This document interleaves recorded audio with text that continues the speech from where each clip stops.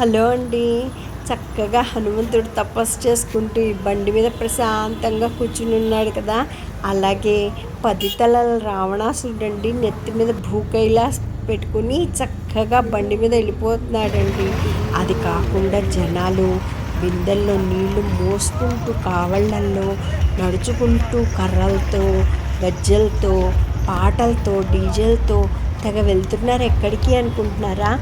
ప్రతి ఏడాది శ్రావణ మాసంలో ప్రారంభమయ్యే కావడి ఉత్సవం హరిద్వార్లో స్టార్ట్ అయిపోయిందండి. భక్తులు హరిద్వార్కి వచ్చి ఇక్కడున్న హరిద్వార్లో గంగా జలాన్ని తీసుకుని వాళ్ళ ఊళ్ళకి నడుచుకుంటూ వెహికల్స్ మీద వాళ్ళ మొక్కు ప్రకారం వాళ్ళ ఊరికి వెళ్ళి శ్రావణ శివరాత్రి నాడు వాళ్ళ దేవుడి శివుడి మీద అభిషేకం చేస్తారండి. అందుకోసం ఈ ఉత్సవం ఆషాఢ మాసం నుంచే ప్రారంభమైపోతుందన్నమాట.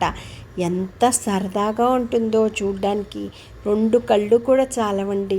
డీజేలు పాటలతో హరిద్వార్ మారు మోగిపోతూ ఉంటుందండి. ఇలా మేము చూస్తున్నప్పుడు ఎన్ని వింతలు విశేషాలు కనపడ్డాయో తెలుసా.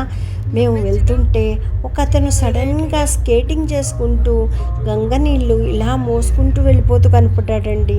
భలే సరదాగా అనిపించింది.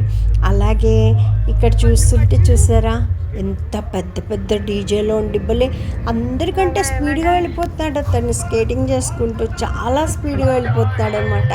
అలాగే ఎంత అట్రాక్టివ్గా శకటాలు తయారు చేసుకుని వాటి మీద వాళ్ళు ఫిల్ చేసుకున్న గంగ నీళ్ళన్నీ ఆ శకటాల్లో పెట్టుకుని లాక్కుంటూ వెళ్తున్నారండి. కొందరైతే వెహికల్స్ మీద, అసలు కొందరైతే పరిగెడుతూ రిలేలా ఉంటుందండి. దాన్ని కూడా అసలు ఎంత ఉత్సాహంగా ఉందో. ఎక్కడ చూస్తే అక్కడ తినుబండారాలు, జ్యూసులు, నీళ్ళు, అసలు చాలా సందడి అనమాట. వాళ్ళు నిజంగా ఎంత కష్టపడతారో అండి. భుజాల మీద మోస్తూ అసలు ఎక్కడ పడితే అక్కడ నిద్రపోతూ ఏది పడితే అది తింటూ ఎంత భక్తిగా వెళ్తుంటారో తెలుసా. వీళ్ళ కోసం రోడ్ల మీద నీళ్ళ వసతి, బాత్రూమ్స్, టాయిలెట్స్ ప్రొవైడ్ చేస్తూ ఉంటారు. పబ్లిక్ తింటూ తాగుతూ అలా వెళ్తూ ఉంటారండి. అలసిపోయినప్పుడు రోడ్డు మీద పెట్టుకుని దాన్ని కొంతసేపు పడుకుంటూ ఉంటారు. ఎంతో కష్టమైందండి కావడి యాత్ర, కానీ చూసే వాళ్ళకైతే చాలా బాగుంటుంది.